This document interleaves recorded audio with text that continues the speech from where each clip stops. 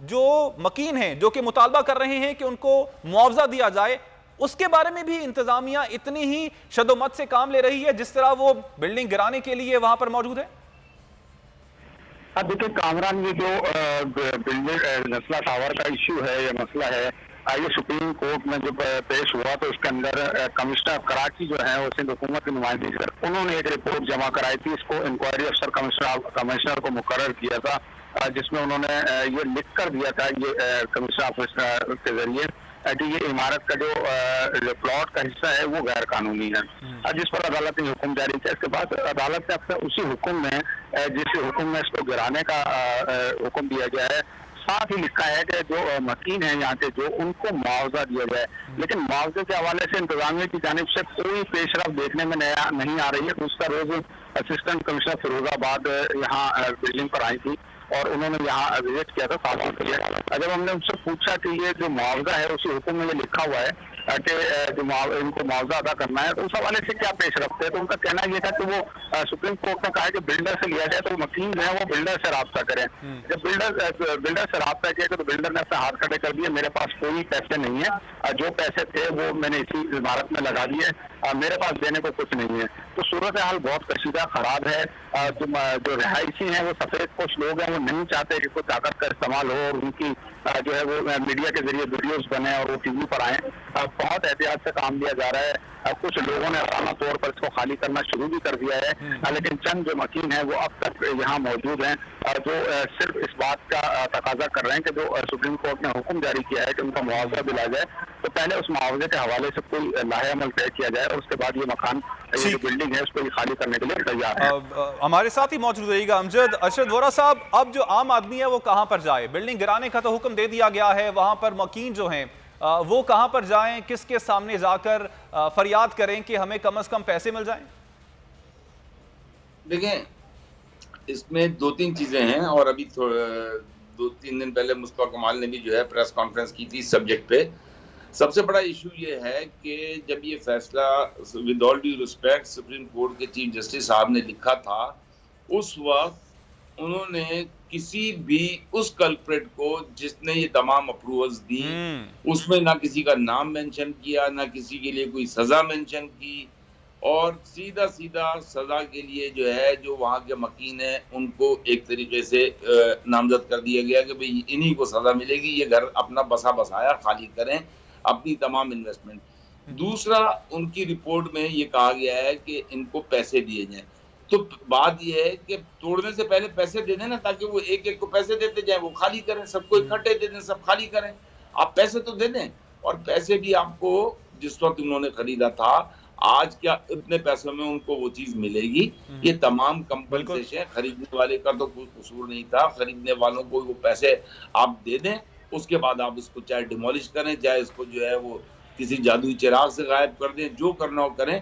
लेकिन उस डिसीजन में जब ये लिखा गया है कि पेमेंट होगी तो पहले पेमेंट करें, उसके बाद उनसे खाली करें। अरशद वोरा साहब, एक सवाल यहाँ पर ये उठता है कि ये जो पिटीशन थी, ये जो दरखास्त थी, ये थी गैर कानूनी तजावुजात और जो तजावुजात के खिलाफ ये थी दरखास्त, जिसके बारे में ये फैसला दिया गया है। अब उन अफसरान के खिलाफ कार्रवाई करने के लिए आप बतौर जमात क्या सुप्रीम कोर्ट को रुजू कर सकते हैं कि इन अफसरान ने ये अप्रूवल दिया था और इनके खिलाफ कार्रवाई होनी चाहिए, ताकि ये जो चीजें हैं, ये तजावुजात का सिलसिला, ये रुक सके?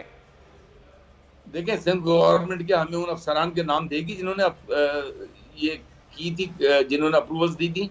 अगर हमें नाम मिले तो मैं क्या, मेरी पार्टी क्या, मेरे ख्याल से तमाम शहरी जाके उनके खिलाफ दरख्वास्त देंगे सुप्रीम कोर्ट में। प्रॉब्लम यह है कि नाम छुपाए क्यों जा रहे हैं? नाम क्लियर होने चाहिए ना। तमाम चीजों पर किसी ना किसी अथॉरिटी के दस्तखत होंगे, किसी ने अप्रूवल्स दी होंगी, इतने सारे महकमे जात हैं। सबसे पहले तो आपका इस बिल्डिंग का जिसने नक्शा अप्रूव किया है वो सबसे पहले जिम्मेदार ठहराया जाता है, जिसने एनओसी दी कंस्ट्रक्शन करने के लिए वो जिम्मेदार ठहराया जाता है। आप उन लोगों के नाम तो सामने लाए ना। उन्होंने जब उनके नाम सामने आएंगे तो और भी बहुत सारी चीजें खुलेंगी। और फिर नस्ला टावर, ऐसे तो सैकड़ों नस्ला टावर कराची में मौजूद हैं। तो क्या आप कोई खुदा ना खास्ता क्या कोई जाती रंजिश है या क्या है कि एक सिर्फ नस्ला टावर पे? बिल्कुल इंसाफ होना चाहिए, तो फिर इंसाफ जो है अक्रॉस दी बोर्ड होना चाहिए, पूरे पाकिस्तान में होना चाहिए, सिर्फ कराची के एक टावर पे नहीं होना चाहिए, पूरे पाकिस्तान के। अभी थोड़े दिनों पहले आपने देखा था कि वो मोटरवे के जो है वो रूट्स तब्दील कर दिए गए, और जो है किसी की जमीनें महंगी करने के चक्कर में क्या हुआ उसका नतीजा? किसी को पकड़ा आपने? किसी को फाइन किया? आप अपने ओरिजिनल नक्शे पे ले गए उसको क्या मोटरवे को? नहीं। तो आप सर अब यहाँ पे सवाल ये उठता है, आप तजवीज़ क्या देते हैं? देखें, जो गैर कानूनी तजावुज़ात हैं उनके खिलाफ कार्रवाई करना, तो ये तो अच्छी बात है, कार्रवाई कम से कम कहीं ना कहीं से किसी ना किसी के खिलाफ से शुरू तो हो रही है ना। ये और बात है कि अभी भी जब ये बन रहे होंगे टावर, जब ये गिराया जा रहा होगा, साथ नए टावर और भी गैर कानूनी बन रहे होंगे, लेकिन कहीं ना कहीं से आगाज होना चाहिए ना। कामरान देखें, मैं आपको एक बात बताऊं कि देखें, सबसे पहला स्टेप जो है ना इस वक्त, क्योंकि इस वक्त तो ऐसी इमरजेंसी डाल दी गई है कि बम लगाओ और इमारत उड़ाओ, उससे पहले जितने मकीन हैं, एक एक मकीन आके ये कहे कि मुझे ये चेक मिल गया है और मैं घर खाली करके जा रहा हूं। ये फैसले में है ना कि उनको पैसे दें। बिल्कुल। जब टूट गया उसके बाद ये पैसों के लिए किसके पास रुलेंगे? ये फिर क्या अदालतों के चक्कर लगाएंगे? तो पहले पैसे दें, चाहे वो गवर्नमेंट से लेके दें, चाहे कहीं से लेके दें,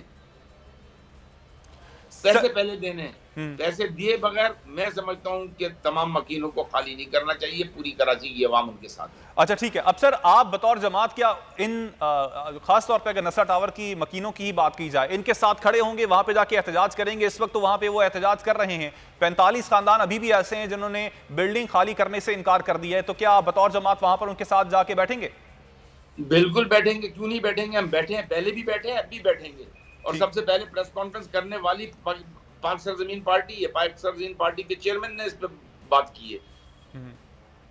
अच्छा, अब सर आगे का जो ये एक नस्ला टावर हो गया, आगे जितनी इस वक्त कंस्ट्रक्शन हो रही हैं, गैर कानूनी जमीन पर कंस्ट्रक्शन हो रही हैं, उसका डेटा कहां से मिलेगा? उसके लिए भी आप क्या अदालत को रुजू नहीं कर सकते कि आप उन जगहों का निशानदेही की जाए और फिर ये बताया जाए कि ये जगह हैं जहां पर गैर कानूनी इंक्रोचमेंट है, बिल्डिंग्स बन रही हैं या पहले से मौजूद हैं, और वहीं भी रोका जाए? इसका बहुत आसान फार्मूला है। जितनी बिल्डिंगें इस वक्त, जितने हाई राइजेस बन रही है ना कराची में, उन तमाम हाई राइजेस की डिटेल्स मंगवाई जाए और उनसे पूछा जाए कि आपने डेवलपमेंट चार्जेस होते हैं, जब भी कोई बिल्डिंग बनती है एसडीसीए डेवलपमेंट चार्जेस लेता है। बिल्कुल ठीक। वो डेवलपमेंट चार्जेस आपने कितने जमा कराए? क्या आपने अगर 100 फ्लैट बना रहे हैं तो 100 फ्लैट के ड्रेनेज सिस्टम का, 100 फ्लैट के इंफ्रास्ट्रक्चर का, 100 फ्लैट के पानी की लाइन का जो डेवलपमेंट चार्जेस होता है वो जमा करवाया है? वो जमा 1000% मैं कहता हूँ नहीं जमा हुआ होगा, क्योंकि वो जो बनता है उसका 1% जमा हुआ होगा और 25% जो है उसका रिश्वत में गया है। सब्सक्राइब करें और बेल दबाएं ताकि कोई खबर रह न जाए।